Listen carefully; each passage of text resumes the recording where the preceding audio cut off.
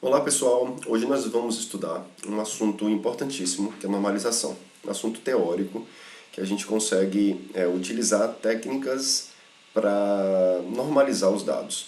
Nós já fazemos essa normalização, a gente já fez isso em BD1, em Banco de Dados 1, de forma informal. A gente vai até relembrar como a gente fazia. E aqui, né, em normalização, a gente vai utilizar algumas regras para seguir um passo a passo e a gente normalizar os dados, deixar os dados sem estar redundante e para evitar inconsistência, certo? Antes de a gente entrar propriamente na normalização, vamos definir esses 4 tópicos: super-chave, chave candidata, chave primária e chave estrangeira, relembrando alguns desses conceitos que nós já vimos. Superchave. O que é uma superchave? Conjunto de um ou mais atributos que, tomados coletivamente, ele nos permite definir de maneira unívoca uma entidade ou em um conjunto de entidades. Então, o conceito de superchave, ele nos informa que eu tenho um atributo, que esse atributo ele vai determinar unicamente uma entidade, né, uma instância. E não precisa ser um atributo só, pode ser um ou mais atributos. Então aqui eu coloquei exemplos, por exemplo, o CPF. O CPF ele vai identificar uma instância única, só que se eu pegar o CPF mais o nome, percebe que também ele consegue identificar unicamente. Então eu pego o CPF e o nome, ele vai identificar toda a tupla, certo? Se for pegar RG e unidade federativa, só RG ele não identifica uma instância, porque o RG ele depende da unidade federativa. O RG aqui na Bahia pode ter o mesmo número em Minas Gerais. Então, ela é uma chave composta. Para eu determinar uma tupla, eu preciso utilizar o RG e a unidade federativa. Então, nesse caso, eu tenho 2 atributos aqui também. E eu posso utilizar simplesmente uma matrícula. Então, esses 4 aqui entrariam no conceito de superchave. Conjunto de um ou mais atributos, a gente vai tomar ele de forma coletiva, que permite identificar unicamente uma entidade, certo? Se eu botar CPF, nome, endereço, também vai identificar, porque o CPF é único. E qual é o conceito de uma chave candidata? Uma chave candidata, ela é uma superchave, só que de tamanho mínimo. Então, por exemplo, CPF nome, só o CPF ele já identifica a minha tupla. Eu não preciso do CPF nome, eu não preciso do CPF e endereço. Então, CPF nome não é uma chave candidata. Nesse caso, a chave candidata é de tamanho mínimo, então eu não preciso do nome, eu não preciso do endereço para identificar aquela tupla. Então eu tenho somente o CPF. RG e unidade federativa também é uma chave candidata, porque ela é mínima, eu não consigo identificar o registro somente com RG, e matrícula também candidatas a serem chaves primárias. Então a chave candidata nada mais é do que chaves que eu posso utilizar como chave primária. São chaves candidatas a serem chaves primárias. Certo? Atributo ou conjunto de atributos que permite identificar de forma inequívoca qualquer tupla dessa relação. O conjunto não pode ser reduzido sem perder qualidade. Então eu não posso reduzir RG aqui, como eu fiz com o CPF. Certinho? E a chave primária são chaves cujos atributos são usados para identificar, que a gente já conhece. E eu escolho dentre a minha chave candidata, a que tiver menor tamanho. Então, nesse caso, eu tirei o RG e unidade federativa, porque o RG ele tem um tamanho 2, né? É maior, eu vou ter mais custo na hora de fazer as minhas relações, né? Então, eu deixei CPF e matrícula. Beleza. E a chave estrangeira, nós já conhecemos os atributos de uma relação que faz referência à chave primária de uma outra relação. Ou até mesmo a própria chave, quando for um autorrelacionamento. Então, a chave estrangeira vai garantir a restrição de integridade com informação vai estar alocada naquela tabela vinculada a uma chave primária. Certo? Relembrando, definindo esses tópicos, a gente entra na dependência funcional e normalização. A normalização é o processo de normalização oferece mecanismos para analisar o projeto do BD, identificando erros de forma formal, como falei anteriormente, e para corrigir problemas. Quais são os erros que nós podemos encontrar? Repetição de informação, perda de informação, inabilidade de apresentar certas informações. Então, Em BD1, lembram que a gente fazia essa identificação de forma informal.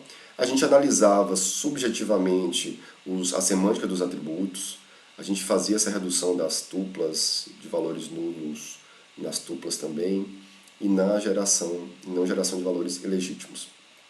E aí a gente analisava de forma informal. Relembrando como a gente fazia isso.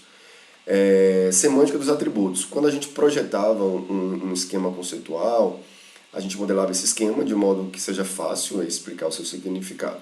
E aí a gente não combinava os atributos de diferentes tipos em entidade e tipo de relacionamento em um único esquema de relação. Os atributos, então, que diz respeito a cliente, a gente colocava só em cliente.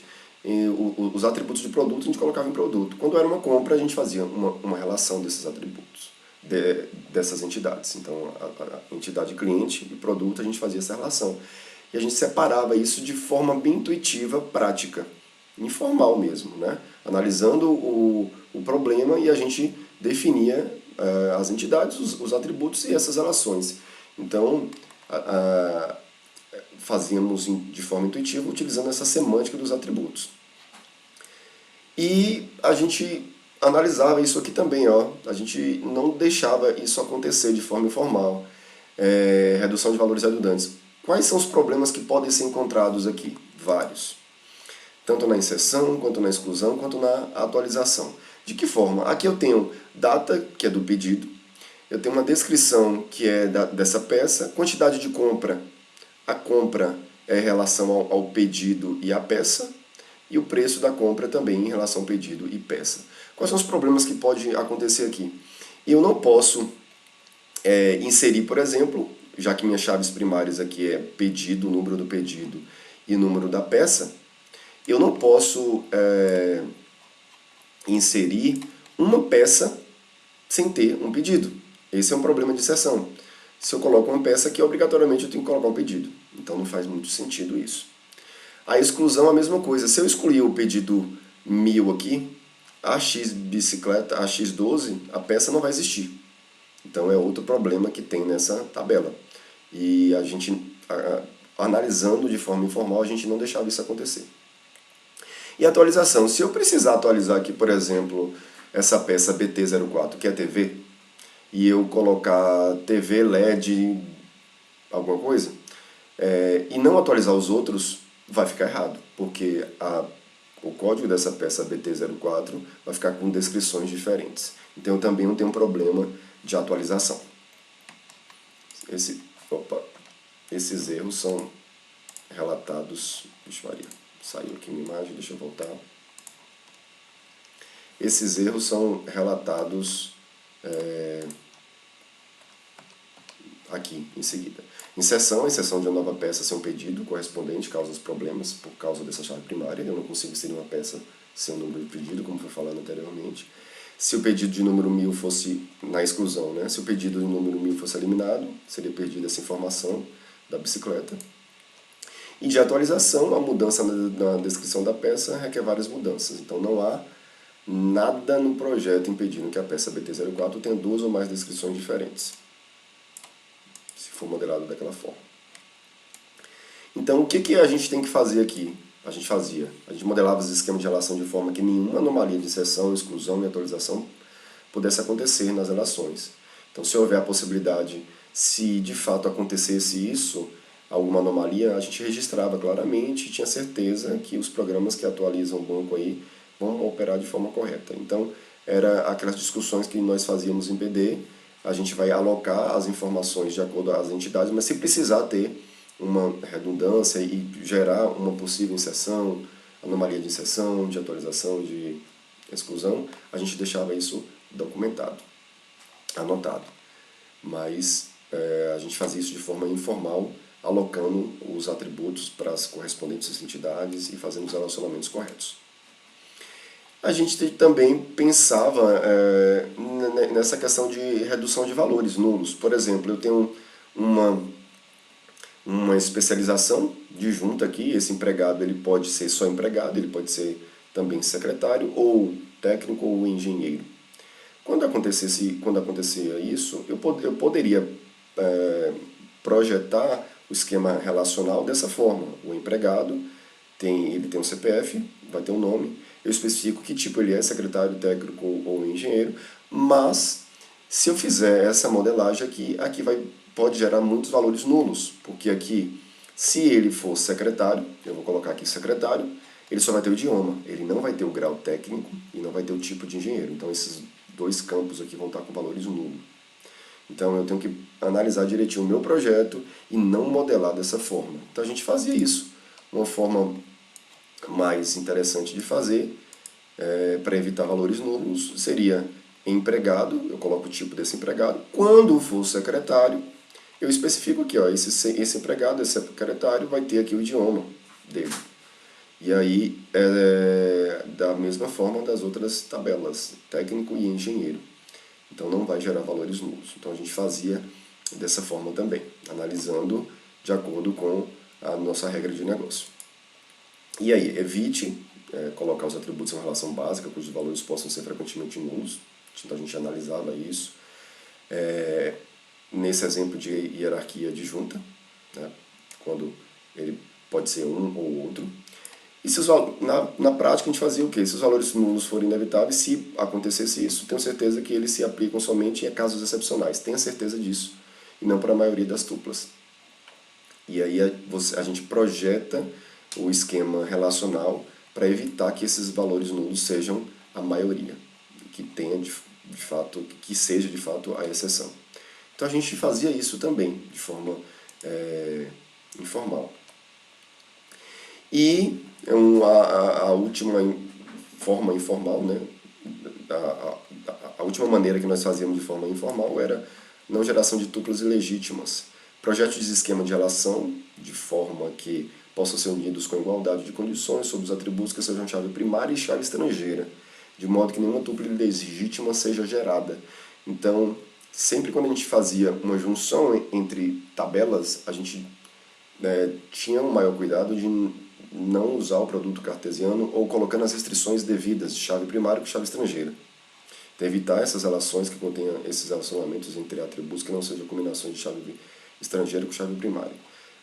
Vou relembrar aqui o produto cartesiano, que era exatamente isso. A gente tinha uma tabela aqui, cliente com vendedor. Se eu fizer aqui cliente x vendedor, o produto cartesiano, o que vai acontecer aqui? Ele vai gerar tuplas desnecessárias com o problema de geração de tuplas ilegítimas. Por exemplo, o número do cliente, ele vai gerar aqui cliente 1 com vendedor 1, cliente 1 com vendedor 2. Então ele vai ficar 4 vezes 2, vai gerar 8 tuplas. 8 tuplas. Sendo que o interessante e o correto aqui era cliente, código do vendedor, ser exatamente com o vendedor, código do vendedor. 1 com 1, 1 com 1, 1 com 1 e 2 com 2. Então, se eu não me passei, seriam exatamente esses 4 aqui, esses 4 valores. 3 de vendedor e 2 aqui. Não geraria 8 tuplas, gerariam 4 somente. Então, tomar muito cuidado. E a gente tomava em BD1 em relação a essa situação do produto cartesiano. Certo? Então, eu vou pausar, vou cortar esse vídeo aqui para a gente dar continuidade e o vídeo não ficar longo.